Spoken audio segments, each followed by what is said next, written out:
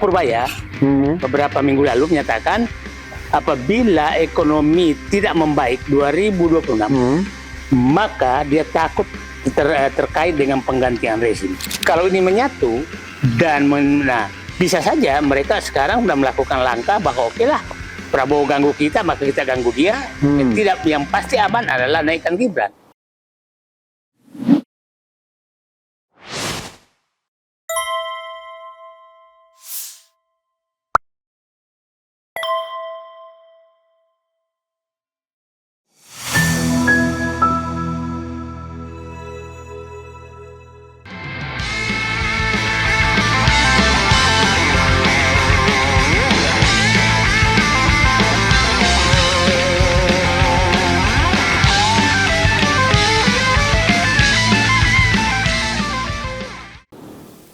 Partai dan Bintang ini akan merasa terganggu. Jadi sekarang musuhnya yang menginginkan Prabowo agak terganggu adalah Solo, oligarki, Parcok, partai dan Bintang. Lihat Bung Refli, tidak ada sama sekali partai politik yang memberikan suara mendukung gebrakan itu. Ya kan? Bintang-bintang merasa terganggu. Nah, sehingga saya kaitkan dengan pernyataan Purbaya beberapa minggu lalu menyatakan apabila ekonomi tidak membaik 2026, maka dia takut terkait dengan penggantian rezim. Nah, Purbaya itu bukan politisi, dia teknokrat. Saya nggak tahu apakah dia sudah dapat cerita dari Prabowo atau dari Intel, saya nggak tahu. Tapi dia sudah menyatakan ini kaitan dengan rezim. Nah, jadi kita harus waspadai juga bahwa menyatunya Solo, oligarki, Parcok, partai dan Bintang. Bintang ini pensiunan TNI Polri yang memang dinyatakan Prabowo bahwa itu yang melindungi para tambang ilegal, tambang legal dan ilegal, tambang dan perkebunan sawit. Nah, kalau ini menyatu dan bisa saja mereka sekarang sudah melakukan langkah bahwa oke lah, Prabowo ganggu kita maka kita ganggu dia. Tidak, yang pasti aman adalah naikkan Gibran. Karena bapaknya aja nggak berani ganggu, apalagi anaknya. Itu perhitungan.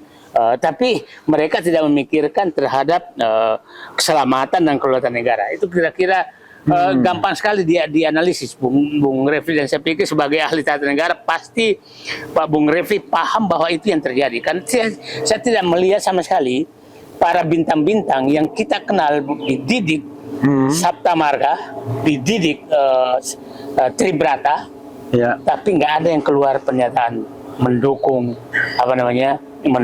terhadap gebrakan Prabowo lewat Syafri Samsudin untuk menegakkan kedaulatan. Cobalah partai yang besar gitu ya,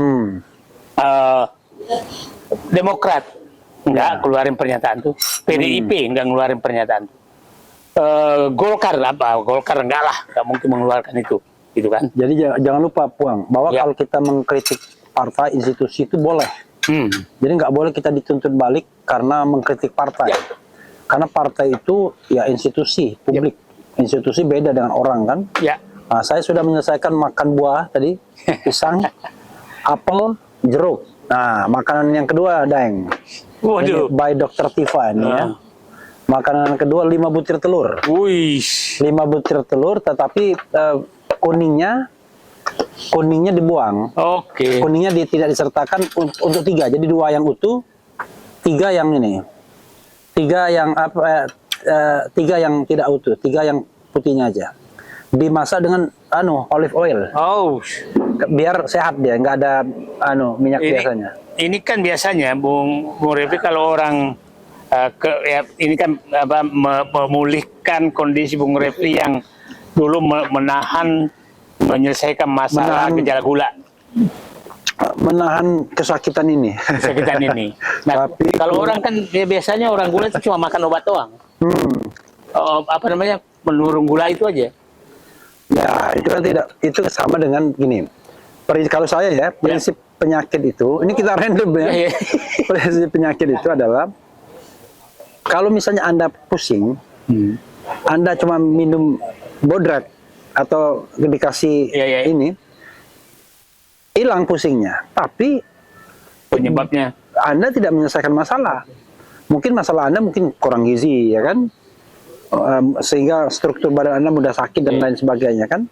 Jadi nanti cepat sekali Anda mudah kena flu, mudah kena batuk, pilek dan lain sebagainya. Bukan flu, tapi flu. Nah, ini kayak teman saya di depan ini, kan udah di diagnosa. Ini orang gampang sakit. Karena benar, kena angin sedikit sakit dia. Ya kan? Angin sedikit sakit, batuk-batuk gitu. Jadi kalau dia misalnya tidak menyelesaikan masalahnya, misalnya masalahnya ngerokok. Rokok kan? Wah, apa ngerokok, nanti pas batuk berhenti ngerokok sebentar, tapi ngerokoknya tetap. Ya terbukti akhirnya struktur badannya lemah, kan? Sama dengan orang yang Jokowi mau mengambil kekuasaan gampang. Tinggal ambil 3 orang, 3 komponen, 1 panggil oligarki untuk nyiapkan uang, 2 panggil KPU dan dan Parcok amankan suara, ya. Yang ketiga pelihara relawan dan apapun namanya dan dibayar oleh mereka, dari dari tambah stasiun TV. Ya, bayar semua tuh. Nah, itu dibayar oleh oligarki. Ya, itulah cara ringkas, tapi tidak menyelesaikan masalah bangsa. Itu hanya menyelesaikan bahwa dia menjadi presiden. Nah, apalagi yang paling parah anaknya mau jadi, ya ubah aja undang-undang. Sementara kalau ketika kita mau mengkritik, kena kita. Ya. Nah, coba saya punya lagu tuh Puang. Judulnya Berita Bohong. Coba ambil gitar sini. Gitar sini, gitar. Dia ini pintu. Berdiri. Assalamualaikum. Waalaikumsalam. Berdiri sini. Berdiri aja sini. Berdiri sini. Sini. Nah, enggak situ aja. Udah Pak, Ogi aja nyanyi. Ogi aja sini. Ya, sini Gi. Jadi Pak. Nah, jadi kita sambil persiapan saya selesaikan makan. Jadi kalau kita bicara tentang radical break, shortcut itu mungkin nggak ya ada shortcut antara pemerintahan sekarang dan pemerintahan Pak Jokowi ini, Pak Prabowo ini? Saya pikir untuk menyelamatkan negeri nggak ada cara lain karena Pak Prabowo nggak banyak pilihan. Radical break, dia pilihannya begini, radical break kekuasaan atau radical break kebijakan.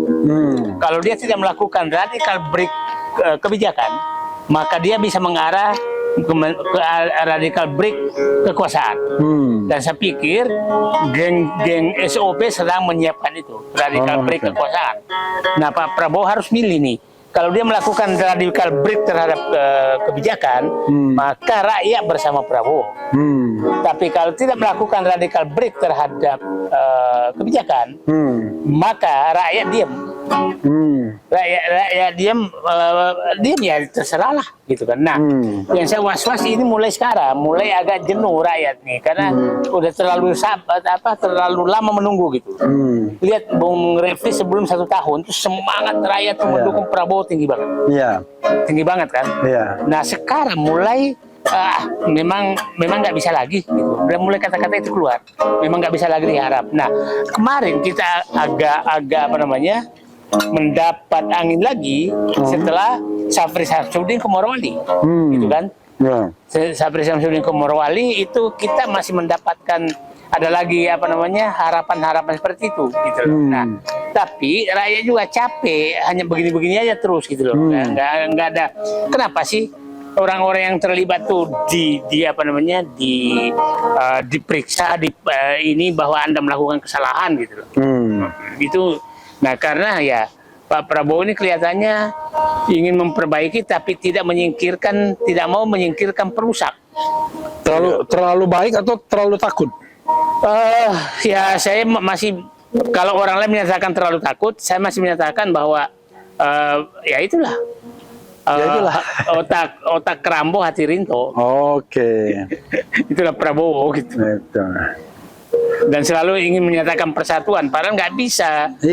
Kalau mau memperbaiki negeri ya yang setan harus keluar rumah dong. Masa setan dan malaikat digabungkan, nggak mungkin lah. Jadi apa boleh buat ya kan?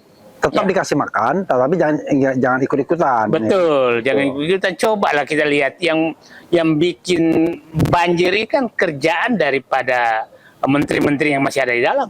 Oke. Tapi kan dibiarkan, tidak diberikan sanksi apapun gitu. Menteri yang masih dalam itu maksudnya Ya, Zulhas. Zulhas, Bahlil, Oke. Raja Juli kan bekas wakil menteri di ATR BPN. Sekali lagi ya, pejabat kalau dikritik tidak boleh. Ya. Dan kalau saya menyebutkan nama itu maksudnya kaitannya dengan jabatannya, bukan Iya, bukan orangnya. karena pernah saya kan jabatannya. dilaporkan oleh Pak Luhut dulu, Ya. karena saya menyebutkan nama, padahal kalau kita menyebutkan Sri Mulyani itu maksudnya Menteri Keuangan. Ya. Nggak mungkin. Jokowi selalu kita melihat Iya. pasti presiden. Kalau dia nggak pernah jadi Kita bilang presiden, Prabowo ngapain saya pasti sebut? presiden. Pasti presiden. Bukan anaknya Sumitro. Bukan. Jadi Ya kan? kalau kita menyebutkan Jokowi sekarang itu sebagai kebijakan pada saat jadi presiden. Ya, jadi pada kebijakannya sebagai presiden. Ya. Jadi jangan marah. Nah, ini ketiganya tadi sudah makan telur 5 dikurangin ininya. Ini, kita makan oat. Oat ini ada toppingnya nih, kiwi sama apa nih? Oh, ini buah apa ini? Pokoknya buah. Bismillah. Bayangkan. Emang ya itulah teman-teman semua melihat nih apa namanya yang dikatakan hidupnya susah karena oposisi terus, ternyata saya yakin sarapannya lebih nikmat daripada apa namanya para termul yang mungkin mungkin dapat sesuatu dari tuannya gitu. Karena kita tidak perlu menjilat untuk makan enak. Tapi cukup bekerja. Jadi sebegini dulu, saya cerita dulu ya. Saya di BPP Teknologi. Terus tahun 97 saya udah bawa pakai Land Cruiser ke kantor. Land Cruiser ke kantor. Teman-teman saya peneliti menyatakan, Pak, itu nggak benar Bapak nunjukin barang mewah di mobil mewah di kantor peneliti. Itu salah kita. Karena harusnya yang dibikin kaya itu orang pintar dan baik. Iya. Dan yang selalu saya salahkan itu adalah, orang itu baik, pintar tuh. Coba bayangkan rumahnya di lorong, mobilnya cuma kijang. Kita jahat itu. Ya. Jadi kalau negara mau baik, maka yang harus kaya itu orang pintar dan baik dong. Iya, yang tidak korup. Dan tidak korup. Nah, itu yang saya bilang. Saya mau menunjukkan, saya ini pintar, masa saya miskin? Nah, yang penting saya dapat peroleh dari hasil kerja otak saya. Gitu. Nah, dulu saat itu saya, kalau malam atau Sabtu, kan dulu yang pertama membuat 5 hari kerja kan Pak Bibi. Hanya Sabtu, hanya sampai ini. Nah, jadi kalau Sabtu saya kerja membantu swasta asing untuk memberikan lain, dapat uang saya. Iya. Jadi janganlah orang pintar dan baik itu dijadikan miskin. Jadi sekarang kalau kita balik ya, Iya. orang jahat dibebaskan, orang pintar dan baik Ya. mau dijebloskan ke penjara. Ya, dan orang jahat dan rakus Nah, itu dihormati terus di mana-mana pakai karpet merah, dikasih satya rencana kan? rencana gitu kan, dan Dikasih jabatan. dikasih jabatan. Nah, coba aja lihat dah. Mohon maaf aja, Pak Presiden Prabowo, saya katakan partai putranya Presiden, Ya. kalau dikumpulin itu adalah juru maki semua, memaki-maki semua kerjanya. Memaki-maki semua, tapi dikasih jabatan. Jadi saya katakan, yang jago memaki lah yang boleh dapat jabatan. Yang penting minta ampun. Menyatu. Coba aja lah. Apa kata-kata Grace Natali yang kasih penghargaan, kebohongan kepada Prabowo, Iya. si Raja Juli, gitu Iya. kan. Tapi kan dapat jabatan semua. Dan saya menyatakan yang mengkritik yang mengkritik dengan solusi Iya. itu dibenci, gitu kan. Nah, yang saya katakan sekarang kita banggalah. Jabatan yang bisa siapapun itulah jadi menteri. Nggak perlu keahlian apapun karena barrier to entry-nya nggak ada. yang penting Lidahnya panjang. Nah, itulah. Mau jadi tukang sapu aja kita tahu bahwa ini fisiknya masih mampu nggak. Kalau jadi menteri nggak ada. Gitu. Nah, itulah betul-betul membuang membuang profesionalisme dalam kriteria pengangkatan jabatan. Oke. Jadi Udah siap belum? Jadi ini lagu yang saya ciptakan sama Ogi. Oke. Judulnya Berita Bohong. Oke. Untuk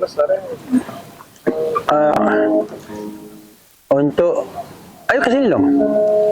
Untuk jadi berdasarkan beberapa undang-undang ini lagu ya. Oh. Mungkin dan Puang pernah merasakannya pasti. Nah, coba. Ayo mainkan. Berapa bang? Berita bohong. Oke. Dari tadi berita bohong dia masih nanya juga nih. Memang bener nih. Hey ya hey yo. Hey ya hey yo. Hey ya hey yo. Hey ya hey yo. Aku bilang ini kritik, kau bilang berita bohong. Aku bilang ini kritik, ujaran kebencian kau tuduhkan. Aku bilang ini kritik, kau katakan penghinaan. Semua serba salah, aku harus bagaimana? Negeri ini dimerdekakan, bukan untuk memenjarakan. Beda pendapat kok dipidanakan. Bagaimana rakyat dicerdaskan? Aku bilang ini kritik, kau bilang berita bohong. Aku bilang ini kritik, ujaran kebencian kau tuduhkan. Aku bilang ini kritik, kau katakan penghinaan. Semua serba salah, aku harus bagaimana? Hey ya hey yo. Hey ya hey yo. Hey ya hey yo. Hey ya hey yo. Negeri ini dimerdekakan, bukan untuk memenjarakan. Beda pendapat kok dipidanakan. Bagaimana rakyat dicerdaskan? Aku bilang ini kritik, kau bilang berita bohong. Aku bilang ini kritik, ujaran kebencian kau tuduhkan. Aku bilang ini kritik, kau katakan penghinaan. Semua serba salah, aku harus bagaimana? Semua serba salah, aku harus bagaimana? Semua serba salah, aku harus bagaimana? Oke. Terima kasih bang. Oke. Nah itu Dang. Jadi harus Siap. bagaimana Dang? Saya mengalami 2 kali kena ini laporan polisi tentang Makanya, jadi saya jelaskan lagu ini ya. Lagu ini diciptakan pada tahun 2022. Jadi Oke. periode 2022 itu kami menciptakan kira-kira 18 lagu. Oh. Lagunya PCR, bukan PCR untuk COVID, tapi PCR itu politik, cinta dan religi. Oke. Nah, ini termasuk yang lagu politiknya. Jadi lagu politiknya itu berita bohong, terilhami dari sebentar-sebentar dilakukan Undang-Undang 1 1946. Iya. Wah, pernah kan? Wah, berita bohong. Dan penadunya itu orang-orang itulah. Ya, memang cyber apa gitu kan? sepertinya sudah disiapkan. Ya, udah disiapkan. Kemudian Aku bilang ini kritik, kau bilang berita bohong katanya. Karena kita kritik. Lalu kemudian aku bilang ini kritik, ujaran kebencian kau tuduhkan. Nah, ujaran kebencian ini kena nih RRT sekarang. Ya, ya, ya. Jadi pasal 28 ayat 2. Jadi RRT kena ujaran kebencian. Kelihatannya akan diarahkan ke sana itu. Dan ujaran kebencian ini ancaman hukumannya 6 tahun. Kalau berita bohong tadi, ancaman hukumnya ancaman hukumannya 10 tahun. Tetapi undang-undang itu sudah dicabut di MK. Hanya sebenarnya masuk di Undang-Undang ITE 28 ayat 3, pasal 28 ayat 3. Tapi pintarnya polisi, pintarnya penegak hukum nggak dimasukkan ke dalam pasal itu. RRT ini karena takutnya nanti minta pembuktian ijazah. Kalau bilang kalau berita bohong mana berita aslinya kan? Ya. Kalau bilang Anda bohong Kebencian. mana aslinya? Tapi kalau kebencian kan nggak perlu menunjukkan ijazah kan? Itu Yang menyatakan kebencian itu siapa? ya penyidik polisi. Penyidik yang Wah, memutuskan. Anda menyebarkan kebencian. Oke. Nah, tapi kebencian itu harus berbau suku, agama, ras, warna kulit, kemudian macam-macam. Bukan terhadap Ijazah. Wah, lalu aku bilang ini kritik, kau katakan penghinaan. Nah, ini masuk pasal mengenai 310 KUHP, yaitu pencemaran nama baik. Kan saya dihina sehina-hinanya, kan begitu. Nah, kemudian difitnah. Jadi saudara sekalian, ya itu lagu ini terilhami dan sampai sekarang masih ada. Bayangkan seandainya RRT itu kemarin ditahan, maka kan muncul tragedi. Belum tentu dia salah, tapi sudah ditahan dan itu minimal 9 bulan. Bayangkan dalam masa Pemlembong misalnya. Nah itu buruknya hukum kita, Buang. Jadi harus bagaimana? Jadi harus bagaimana? Nah, kan saya bilang negeri ini dimerdekakan bukan tuh memenjarakan. Kan kita merdeka itu untuk merdeka. Beda pendapat kok dipidanakan? Bagaimana rakyat dicerdaskan? Kalau tidak ada pencerdasan dengan orang yang berani berbeda pendapat dengan penguasa, ya rakyatnya bodoh-bodoh semua akhirnya kan ngikutin saja apa yang dikatakan penguasa. Silakan, Daeng. Jadi saya orang sering menyatakan kalian ini lebih bagus daripada Orde Baru. Itu kan selalu dibandingkan itu. Ya bagi yang tidak mengalami Orde Baru mungkin ada, tapi saya melihat sekali bahwa yang kritik ilmiah pada saat Orde Baru itu setahu saya nggak ada yang masuk penjara. Malah dikasih kesempatan sekolah luar negeri. Risa Ramli, Hamid Awaludin, Adam Buyung, ya kan Pak?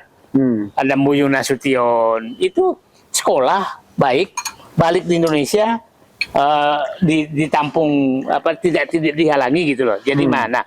Ini kalau ini parah. Nah, saya ini masuk gini, Bung Refli, kaitannya dengan Pak Prabowo memberikan saya kaitkan tadi grasi, amnesti, dan rehabilitasi. Dan rehabilitasi. Nah, kita sangat menghargai keputusan itu. Tapi saya menganggap bahwa Pak Prabowo masih menyelesaikan hilir, bukan hulu.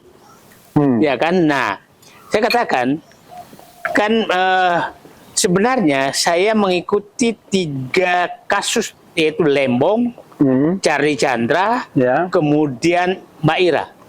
Apa? Mbak Ira. Ira. Nah, ini sebenarnya di awal-awal persidangan sudah kita lihat sesat ke pengadilan sesat, gitu kan? Nah, Pak Prabowo selalu menunggu di akhir.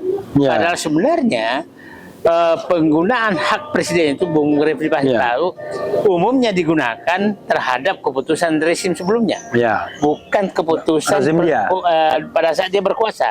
Karena sebenarnya presiden punya kewenangan untuk memperbaiki hulu. Ya kan? Nah, hulunya kan ada 3, kejaksaan, kemudian polisi, kemudian KPK. Di pemerintah, tapi dia bisa menghimbau ke Mahkamah Agung. Semuanya di bawah kendali presiden. Nah, sebagai kepala negara bisa komunikasi dengan Mahkamah Agung. Tadi kan sebagai presiden tuh bisa melakukan itu.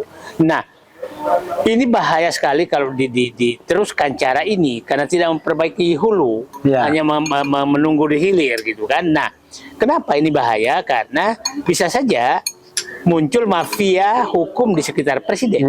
Siapa yang ini maka hubungi saya. maka Anda dapat tapi ya oke lah, lepas daripada Jasa segala gerasi, amnesti, abolisi, dan rehabilitasi. rehabilitasi. Nah, kalau tapi ya oke lah bahwa Pak Prabowo sudah menunjukkan bahwa dia punya niat baik untuk keadilan. Tapi problemnya adalah oke lah kalau itu residu daripada Rezim sebelumnya, maka residu utama penyebab residu adalah di penegak hukumnya, bukan di praktek di bawahnya. Nah, itu kira-kira. Nah, kemarin kita juga ini bahwa mudah-mudahan penegak hukum menyadari karena kami yakin betul bahwa trio RRT ini pasti dimonitor elit gitu kan, dimonitor elit. Nah, sehingga memang kalau terjadi penahanan, maka saya pikir itu betul-betul upaya melindungi, menunjukkan bahwa polisi masih di bawah Solo.